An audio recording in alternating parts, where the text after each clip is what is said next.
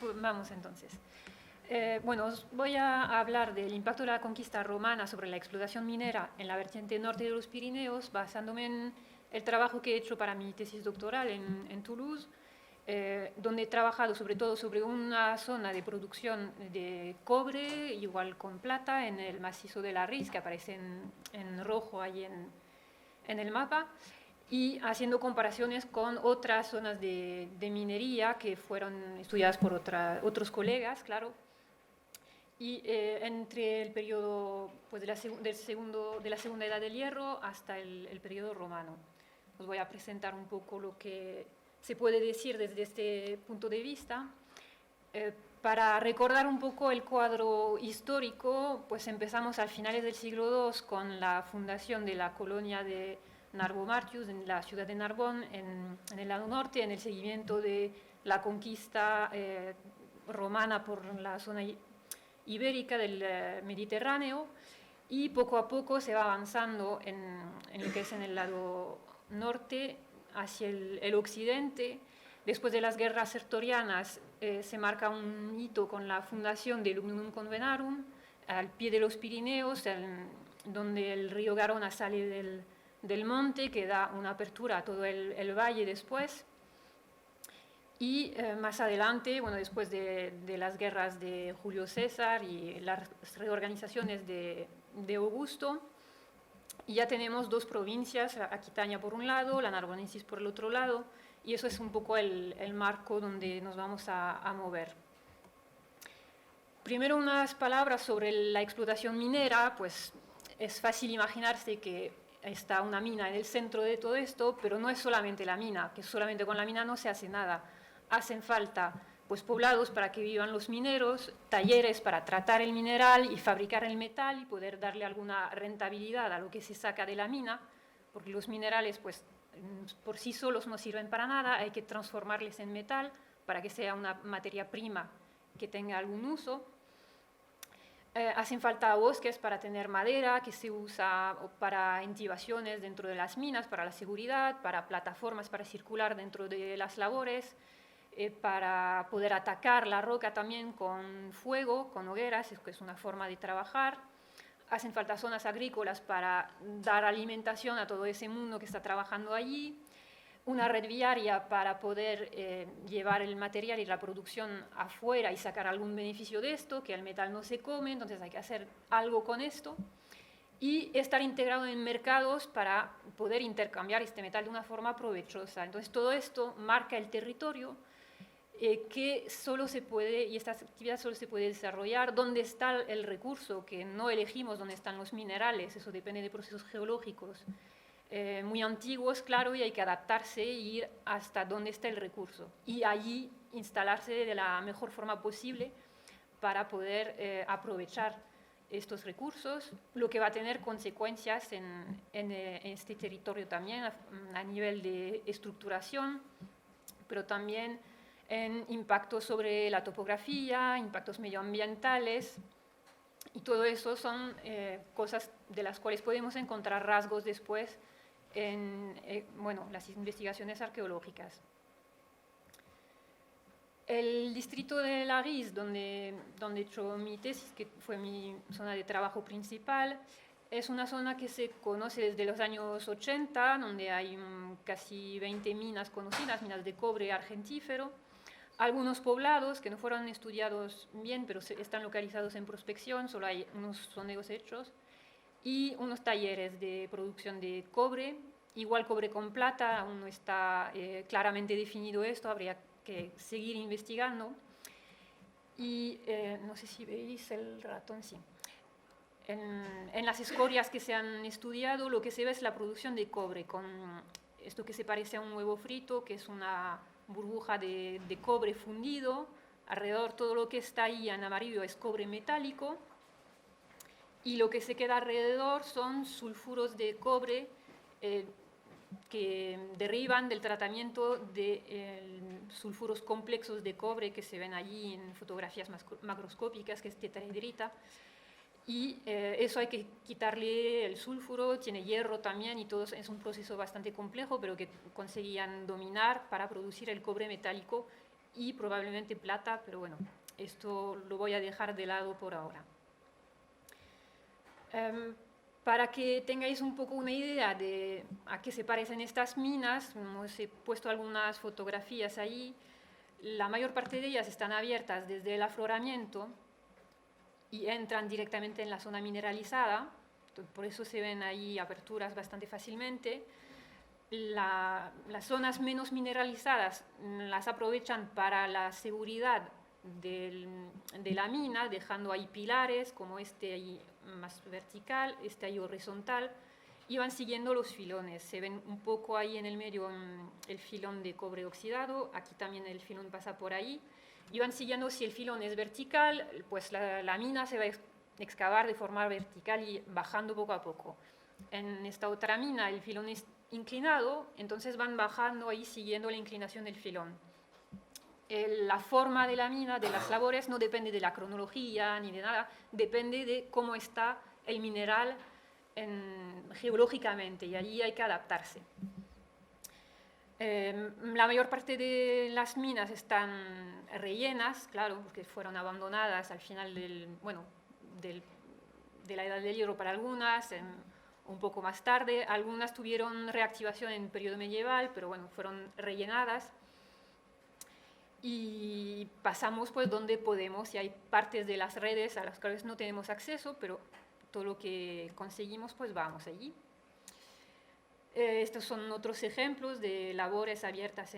desde pozos en la parte de arriba que van bajando. Hay entradas muy pequeñas porque en el sitio del afloramiento pues el filón es muy pequeño, entonces solo se abre lo mínimo para no tener que atacar a la roca estéril inútilmente, y cuando hay espacio para pasar pues ya se va en la zona más mineralizada y ya se va trabajando en más grande. Y en función de las zonas, pues podemos andar de pie, caminar, incluso cruzarse en las galerías, o tenemos que ir ahí trepando un poco como podamos, en sitios más pequeños. Lo que es característico de esta zona y de muchas minas antiguas son que tienen varias fases de funcionamiento. Lo que se ve por galerías como estas, que están cada una a su nivel, una abierta con herramientas de hierro, entonces deja estas marcas en las paredes, ahí es lo mismo, y otras que fueron abiertas con fuego, deja paredes lisas, con formas mucho más curvas, y esto justo uno al lado del otro no tiene lógica si imaginamos que solo un equipo de mineros fue trabajando allí, no iban a hacer aquí con herramienta y justo al lado con fuego, eso no da. Entonces es un indicio de que ahí hay varias fases de trabajo y hay que intentar desenredar todo esto porque, claro, lo que tenemos es el resultado de todas estas fases de trabajo en el mismo sitio. Claro que la mineralización sigue en el mismo sitio, entonces vuelven ahí, intentan sacar lo que los otros han dejado, porque igual los primeros pues atacaron solamente las partes más ricas del filón. Cuando les pareció que ya llegaba, pasaron a otro sitio, lo dejaron, y cuando vuelven, pues ya lo más rico no lo tienen, entonces se adaptan a lo que tienen, vuelven a zonas un poco menos ricas que se habían dejado antes, entonces vuelven a trabajar al lado de zonas anteriores, y lo que tenemos es esto, paredes ahí de roca que nos quedan, zonas cortadas, recortadas, y tenemos que entender así cuál fue la lógica dentro de estas minas. Se hace con topografía detallada y todo esto, no voy a entrar en el detalle. Una característica de estas minas del macizo de la Ris, por el cual fueron publicadas como minas romanas en los años 80, cuando se empezaron a estudiar, es que está todo lleno de ánforas, de tipo Dressel 1 principalmente, algunas greco-itálicas, que vienen del Mediterráneo, claro, que son muy comunes en toda la región, que empiezan a aparecer a mediados, finales del siglo II, en función de las zonas,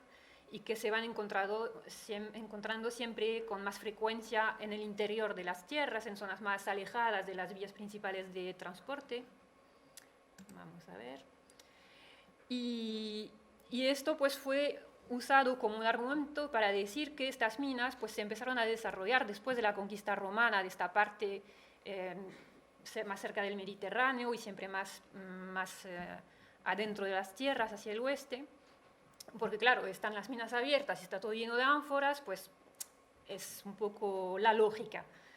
Y las ánforas están fuera de las minas, están por dentro también. Cuando rellenaron las zonas que están ahora, por ejemplo, en esta mina tiene varias aberturas, es una zona donde los propietarios de los terrenos antes tenían ovejas, las ovejas se metían dentro de las minas, eso no era bueno, entonces vinieron un día con un bulldozer, metieron ahí toda la tierra que pudieron en las entradas para que las ovejas dejaran de entrar allí. Y entonces empujaron todo el material que estaba también y así lo encontramos en la mina y a veces bastante dentro de las galerías. No porque los mineros se llevaban las ánforas dentro de las minas para tomarse el bocadillo, no. Porque estaban fuera con las zonas para instalarse, tener la zona donde comían y todo, y dejaban el desecho en el sitio y cuando se abandonó la mina, pues todos los desechos fueron empujados dentro de las galerías y allí llegaron estos fragmentos. Hay un poco de cerámica medieval también que aparece barnizada, que nos indica ahí también esta fase de reactivación minera, que es algo muy común en todas las minas. La presencia de materia anfórica abundante es algo muy común en toda la parte más cerca del Mediterráneo, en las minas, y eso ha llevado durante mucho tiempo a tener ese discurso de que la explotación minera se desarrollaba con la llegada de los romanos en la zona, con inversiones allí en la actividad minera, como lo habían hecho en la zona, por ejemplo, de Cartagena, en España, y que seguía el mismo patrón allí de, pues, personas que tenían los medios, que querían invertir allí y sacando metal, pues era interesante porque es una materia prima que tiene valor y que es fácil rentabilizar. O eso se imagina. Entonces lo que encontramos en las minas son ánforas y lámparas también, lucernas, que usan, eso sí, dentro de la mina para alumbrarse en las zonas de trabajo, en algunas zonas. Las técnicas mineras que se reconocen en estas minas no son muy características de un periodo. Puede ser o el aureo con fuego, que deja estas paredes muy lisas, muy redondeadas, o el trabajo con herramientas de hierro. Con fuego se trabaja desde el Neolítico hasta, en algunas zonas, incluso hasta el siglo XVIII se ha registrado, pero bueno, principalmente hasta la Edad Media. Y con herramientas de hierro se trabaja pues desde la Edad del Hierro, cuando las herramientas se vuelven más común, y también hasta el siglo XX en sitios donde trabajan de forma artesanal. En el siglo XVII se empieza a usar la pólvora para excavar, pero eso da una diferencia muy clara cuando vemos en las minas, cuando sí han usado la pólvora, pues sí, las galerías son más grandes y tenemos los agujeros donde metían la carga explosiva, pero todo lo que es anterior al siglo XVII, con métodos tradicionales, puede ser pues, temporadas muy largas. Entonces, no es necesariamente romano, pero no hay nada que impida que sea romano. Entonces, cuadraba bien con el discurso de hay ánforas, hay técnicas que son posiblemente romanas, todo bien. El problema fue cuando empezamos a excavar dentro de las minas, a sacar carbones dentro de los niveles de circulación en el suelo de las galerías y a datar estos carbones, y pues no todos los carbones eran tan romanos como se pensaba o como se había imaginado por la presencia de ánforas. En el caso de Laris, la explotación empieza 1 o 2 siglos antes de la cronología del material, entre el siglo IV o III a.C., y hay esta reactivación en la Edad Media en el siglo XIV, en todas estas minas. En la mina de Les Barrancs, que es otra gran mina en la Montaña Negra, también de cobre argentífero, igual la cronología en una red minera que estaba llena de ánforas y de lucernas y todo lo que queremos, pues los carbones también muestran que se empieza a trabajar en el siglo IV a.C. y se para en periodo augusteo más o menos. Hay otro caso en Le Corbière, que es también la zona más, como un poco al sur de Narbona, más pegado a la costa, donde hay una fecha radiocarbónica que marca también siglo IV o III, inicio del siglo II. Entonces todo esto ya lleva a repensar un poco la importancia de la llegada de los romanos en la zona, porque el inicio de la explotación no fue culpa de ellos, o no fue gracias a ellos. Lo que se puede decir también viendo un poco más adelante el estudio de las minas, es que no estuvieron solamente prospectando en los siglos 4 y 3, ahí diciendo, bueno, hay un poco de metal, vamos a hacerlo así, cuando no tenemos nada más que hacer, vamos a coger un poco del mineral, sacar un poco de metal y así, tranquilito, empezamos la explotación. No, fue realmente una explotación intensiva, es difícil decir hasta qué punto, porque las cronologías son muy amplias con las dataciones radiocarbónicas, pero sabemos que al final del siglo III, varias de las minas estaban explotadas al máximo de lo que se podía o habían llegado hasta el máximo de extensión de la mineralización. Entonces habían reconocido la mineralización, decidido atacar estas zonas y se habían ido al máximo de lo que podían hacer. En este ejemplo de la mina de Rouget, en 2 sondeos que están en 10 metros de diferencia en profundidad, pero son varios niveles horizontales, fueron bajando, bajando, bajando, eso no fue directamente ir hacia abajo, y habían empezado bastante más arriba. Las cronologías nos colocan en los siglos 4 y 3. Allí, en niveles de circulación en el suelo de la galería, ahí es una hoguera que vuelven a hacer por encima de un primero relleno donde van a almacenar el estéril. Eso aún estamos también en el siglo 3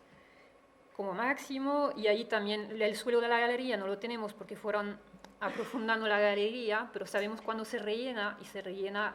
como más tarde a finales del siglo III, inicio del siglo II a.C. Entonces todo eso estaba ya vacío, en zonas donde ya habían terminado de trabajar y donde habían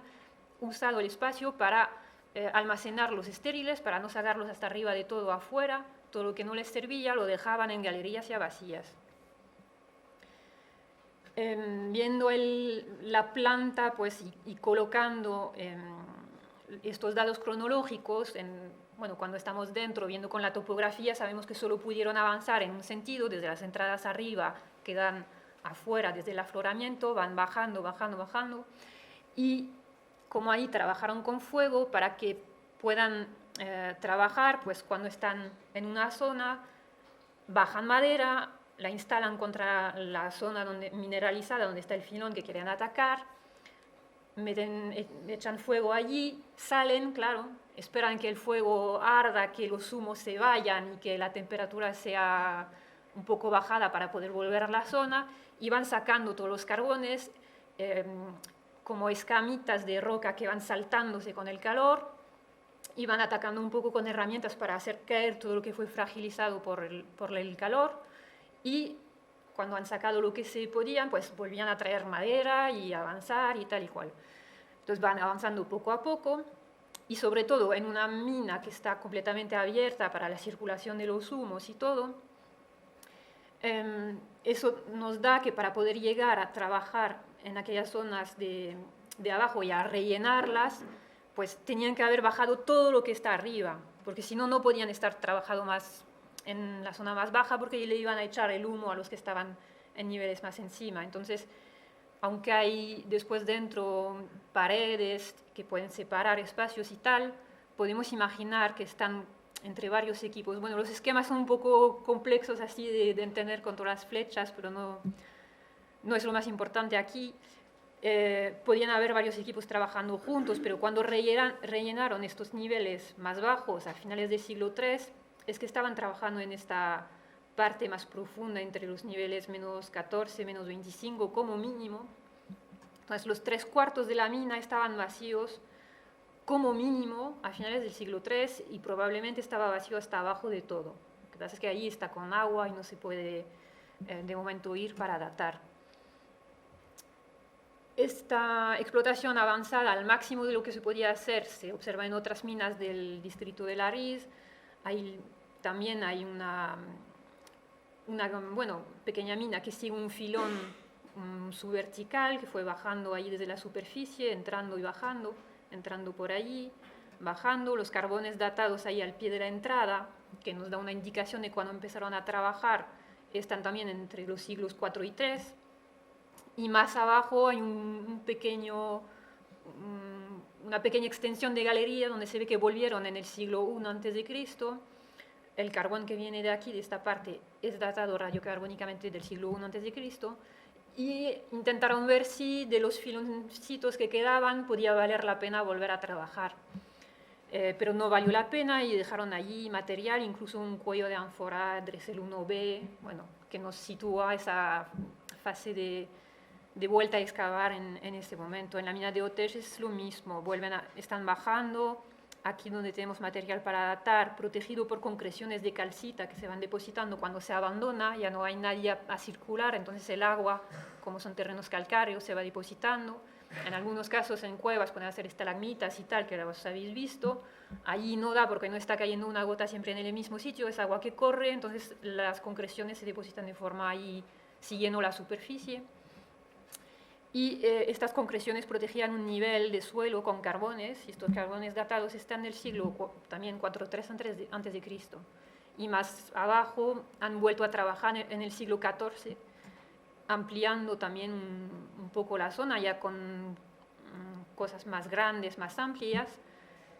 pero también es una reactivación de la minería a finales del siglo III. Esta mina estaba casi vacía. Es algo que se observa en otras minas de la región, pues esta de Les Barrancs, de las cuales os mostraba las dataciones carbónicas antes, en la Montaña Negra, que es esta parte sur del macizo central francés. Es una mina mucho más grande que las de Laris, tiene, ya veis, los dos arqueólogos allí que están, nos dan una idea de la amplitud de la mina.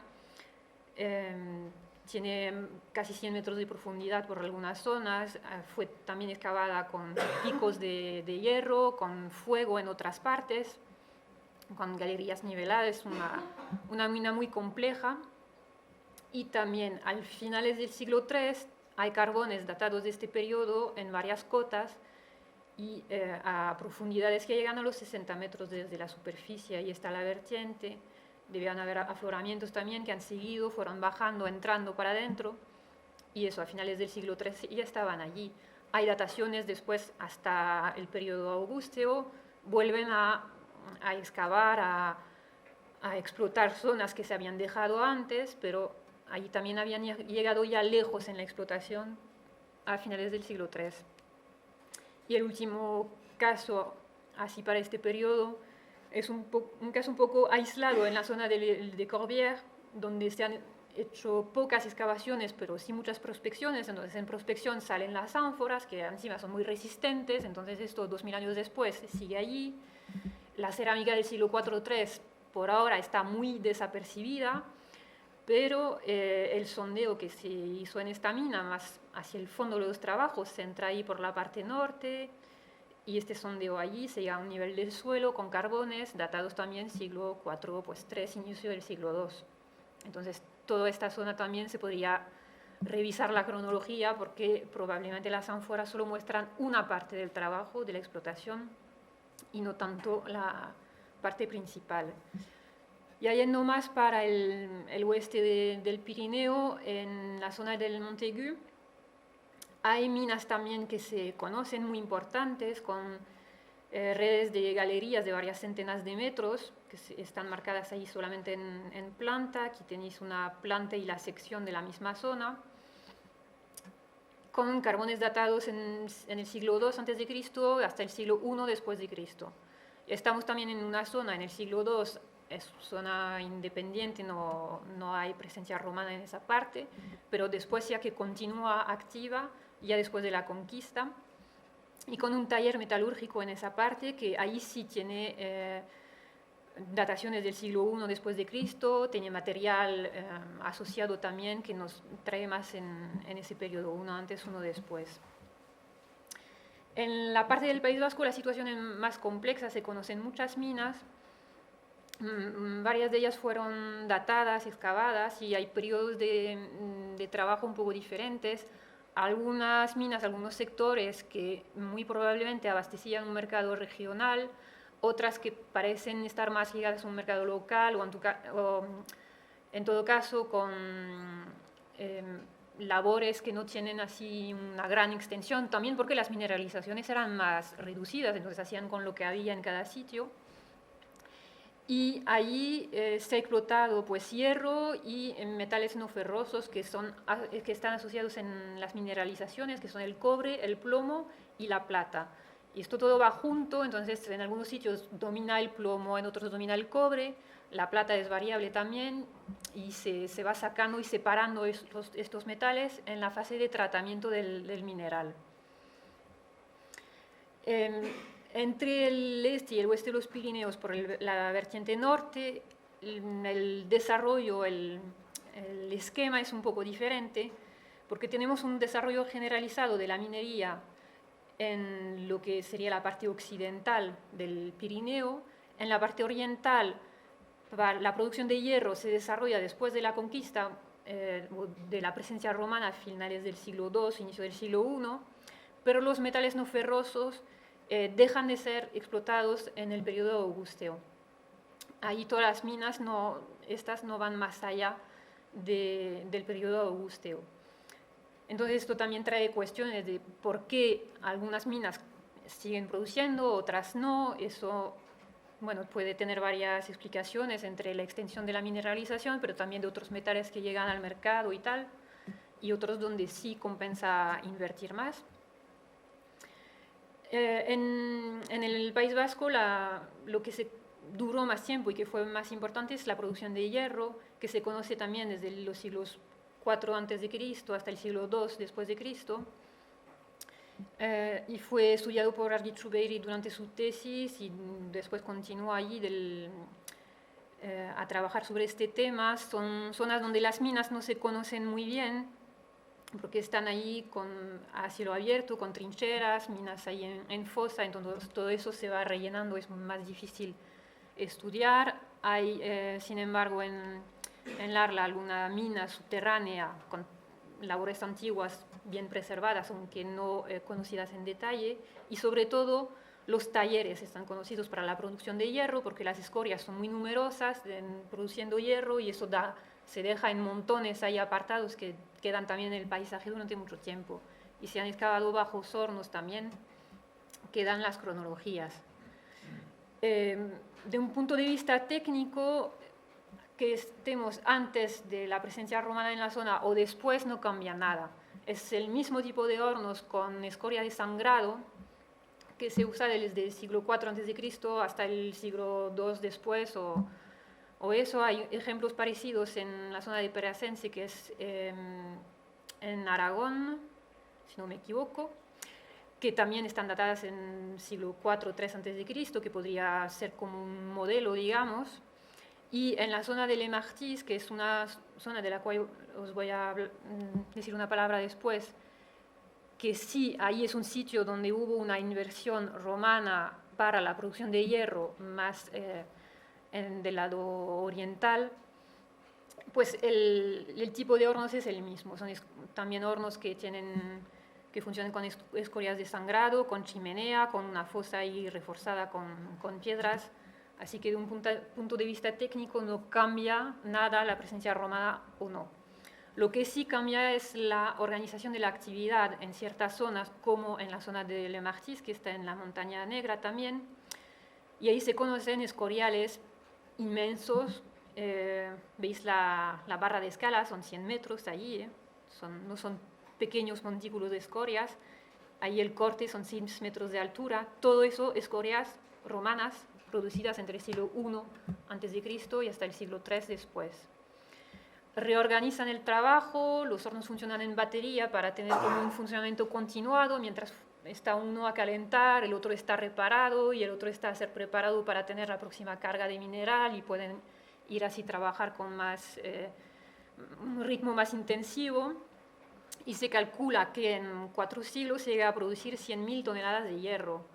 Y eso también, se iba a abastecer lo que era el imperio, ¿no? Daba una cantidad para llegar muy lejos. Y con una organización que se podría decir centralizada, con zonas donde guardaban el mineral que venía de las minas, el carbón, toda la materia en común para varios hornos, y después el metal que estaba producido, pues en todos estos hornos lo llevaban a una zona donde estaba depurado, y después estaba como eso más centralizado y controlado para exportar el metal ya preparado, con varias unidades trabajando juntas. Lo que se observa en la minería de los no ferrosos, al contrario, es una inversión en estas minas del País Vasco que aparecen en el periodo romano, eso sí, que tienen que ver con nuevas inversiones y involucran obras de ingeniería que no existían en la zona antes, que no se solían hacer, que a partir de finales del siglo I antes de Cristo, pero sobre todo I y II después de Cristo, ahí sí que son mejor documentados, sobre todo en la zona de la Peña de Haya, donde, bueno, los datos que recuperé del 2012, había 43 estructuras mineras, son entradas de minas, galerías y tal que se ven, en 4 sectores principales, que llegaban a 4 kilómetros de red subterránea, pues más todo lo que es inaccesible que os podéis imaginar. Y lo que es muy característico es este socavón grande, que es el cuniculus de la mina de Arditurri, que aún está activo hoy en día, por eso está ahí con agua todavía en la galería, que permite, porque fue excavado debajo del nivel del río, para poder drenar toda la parte baja de la mina y que todas las aguas de infiltración salgan más abajo en el valle, donde ya se llega a una cota equivalente a donde se quiere llegar en la mina. Este túnel tiene más de 400 metros de longitud, está 15 metros debajo del nivel del río, fue excavado desde pozos, desde la superficie, donde fueron bajando siempre hasta la misma cota para debajo, en varios tramos, juntar ahí las galerías que estaban excavados desde varios puntos. Esto requiere conocimientos de topografía para saber desde dónde han salido en la superficie hasta dónde tienen que bajar para encontrarse debajo cada uno, porque claro, fueron excavados empezando de varios pozos al mismo tiempo para juntarse, para ir más rápidamente y hacer la conexión entre la parte afuera, más abajo en el valle, y la parte baja de la mina. También hay en esta mina de Belvio la galería de drenaje, de desagüe, está pues a una cota que es del nivel 4 allí, pero han seguido trabajando debajo. Entonces, para poder subir el agua, usaron tornillos de Arquímedes y probablemente bombas de Rosario, que es este sistema, que eso es una ilustración más reciente, claro, que tiene como bolas que se meten en un cajón donde pasan justo, y entonces el agua que está en la parte baja queda atrapada entre la bola y lo que es el cajón y solo puede subir, claro, después en el interior del cajón, y permite llegar a un pequeño canal de madera y seguir después por la galería de desagüe, salir afuera. Todo este tipo de métodos es algo que se conoce en las minas romanas, pero que antes en la región no se hacía. Entonces ahí sí que podemos decir, hay un impacto de la llegada de los romanos con personal técnico competente, formado y con conocimientos que van aplicando cosas que antes no eran comunes allí. Se observa también en la mina de Banca, que ya es del lado francés, con trabajos antiguos muy, muy grandes, con excavaciones también en zonas estériles, para la ventilación en pozos y para galerías de acceso. Y eso significa que hay una inversión de medios, de persona, mano de obra, de pues, herramientas, si son herramientas metálicas, el hierro se usa mucho, hay que renovar mucho, entonces hay que traer metal para poder trabajar. Si está abierto con fuego es igual, hay que traer madera y más madera, y entonces todo eso en zonas estériles es algo que no va a producir nada hasta llegar a la zona mineralizada. Entonces hay que tener pues este objetivo, esta fe de que sí vamos a llegar a una zona bien mineralizada también, y poder aguantar un proceso de trabajo que durante un cierto tiempo no va a producir nada, no va a ser rentable, pero con la esperanza de llegar a la zona donde sí es rentable y allí tener una facilidad de circulación entre la parte de afuera y de dentro, y de poder trabajar con más agilidad cuando ya nos metamos en los sitios donde sí que hay que trabajar a serio. La mina de Meazzi es otro ejemplo que está justo en la frontera de mina romana, que también se abre en el siglo I a.C. hasta el siglo I después, en este periodo de transición, con grandes galerías de acceso, escaleras, bueno, unas obras así de mayor envergadura. El último elemento que sí podemos un poco atribuir al periodo romano es la minería para el oro en aluviones consolidados. El oro puede aparecer en filones, en roca, como los otros metales, pero también como es un metal que no se altera, cuando las rocas quedan erosionadas, si había un filón de oro en este momento, pues el oro, que es también un metal pesado, queda atrapado, llevado por el agua, baja ahí las pendientes, lo que hay en ese momento, y queda en los valles donde la corriente ya no es tan rápida, queda acumulado. Y entonces esto en terrazos aluviales de los periodos allí, no se sabe, bueno, sí se sabe cuándo, hace millones de años, pero ahora ya no son ríos, antes lo eran, pero quedan los antiguos terrazos aluviales con cantos rodados y tal, y arcilla, y el oro atrapado ahí en el medio.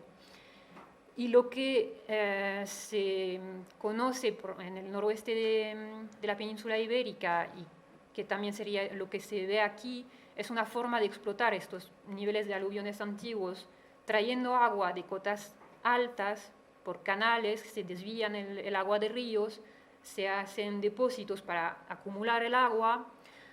En las zonas donde están la mineralización, pues primero con picos y tal, se abre un poco el camino, cuando está más o menos abierto, se suelta el agua del depósito y es como una erosión provocada artificialmente que va a llevar toda la arcilla con los cantos y con todo para desagregar todo el conjunto. Los cantos más grandes son estériles, se tiran para afuera y la arcilla se va después pasando en canales más pequeños con cantidades de agua ya más controlada, que llevan la arcilla afuera y el oro, que es más pesado, queda atrapado en el fondo de los canales. Y todo eso deja cosas muy evidentes en el paisaje, que son estas zonas allí. Todo esto son los fosos que fueron creados para desmontar los aluviones. Y esto se piensa que fue traído por los romanos también, pero en el norte de Italia lo están usando este método en el siglo II a.C. Entonces aún está allí el debate con algunas personas de si eso pudiera ser prerromano, pero todavía no está datado, entonces por ahora tenemos que quedarnos con la posibilidad de que fue desarrollado en paralelo con el desarrollo que se conoció en las minas de cobre, plomo y eso. Lo que queda un poco invisible por la arqueología son los cambios administrativos que sí la conquista tuvo que tener en la zona, con cambios en los regímenes de propiedad del suelo, del subsuelo, de recurso, con leyes que imponían formas de trabajar, de pagar tasas, de declarar lo que se hacía, con una fiscalidad que se podía aplicar igual no en la mina, si en la mina seguían igual trabajando los que estaban antes como lo hacían siempre, pero en el momento de ir a vender el metal, pues ahí sí que tenían que declararlo de alguna forma, podía estar ahí sometido a impuestos, y las redes comerciales también fueron impactadas por este cambio después de la conquista y tal, y todo eso hubo impactos en la producción, en la forma de funcionar. Puede explicar igual porque algunas zonas pararon de trabajar, otras se desarrollaron, pero todo eso es muy difícil verlo solamente con la arqueología. Tenemos en algún sitio en el Arís un cambio que parece ligado al siglo I, que es el uso mayoritario de herramientas de hierro, cuando antes se usaba mayoritariamente el fuego para atacar las minas. Podría ser un cambio en las posibilidades de acceder a los bosques, que igual ya no eran tan fácilmente propiedad o de usufructo de los grupos de mineros, pero bueno, eso claro no se puede demostrar solamente con eso, pero se observa que el uso mayoritario de las herramientas se corresponde con el siglo I, entonces tal vez hay algo que ver ahí. Y bueno, lo que sería interesante sería excavar los asentamientos que están cerca de las minas, lo que no se ha hecho muchas veces, y que daría más datos sobre pues, quién está allí, si hay llegada de poblaciones que vienen de fuera, si hay cambios en la cultura material que pueden indicar que hay nuevos actores que se involucran más de cerca en la producción minera o no. Y esos son vías de investigación para el futuro que necesitan pues, equipos para trabajar en conjunto, porque solamente con una persona es complicado hacer de todo. y para poder entender o intentar entender el territorio en su conjunto, que es lo que os decía al principio, que tienen las minas, los talleres, pero también los poblados y todo lo que está ahí alrededor, y que debe funcionar junto porque si no, no puede ser. Y como las minas estuvieron explotadas, sabemos que sí, consiguieron hacer funcionar todo eso en conjunto, porque si no, no hubieran podido trabajar allí y continuar, pero hay que continuar investigando. Para concluir, lo que se puede decir es que en el norte de los Pirineos la explotación minera pues, no depende de la llegada de los romanos de forma global. Ya había una producción anterior para los no ferrosos, principalmente en la zona este, la mitad este, para el hierro, principalmente en la zona oeste. Después de la llegada, pues, hay inversiones con actores itálicos que están demostrados en la parte, para el hierro en la parte occidental de la zona. En la parte oriental el hierro parece continuar a funcionar como antes, la producción de hierro. Los no ferrosos sí que parecen tener una inversión diferente o más importante. Y el resultado pues, es algo un poco diferente, con evoluciones que dependen de quién está a trabajar en cada zona, quién tiene interés, quién juzga que es rentable trabajar una zona o no. Y lo que sí se ve es que aunque hayan zonas mineras muy importantes que existen, como en todo el sur de la península ibérica, se conocen los lingotes que fueron encontrados en los naufragios y todo, se sabe que hay zonas muy grandes que podríamos pensar pues tenían bastante para abastecer a todo el imperio, pero aún así van trabajando otras zonas en escala más reducida, con otros objetivos, otras zonas de abastecimiento y de difusión. Y entonces eso muestra también la adaptación siempre en el periodo romano entre pues, las necesidades a nivel de imperio que están geridas desde Roma o casi o con procuradores o con personal así más específico, más ligado al imperio, y otras zonas donde se deja trabajar de una forma quizás un poco más autónoma, más simple, pero que responde a otras necesidades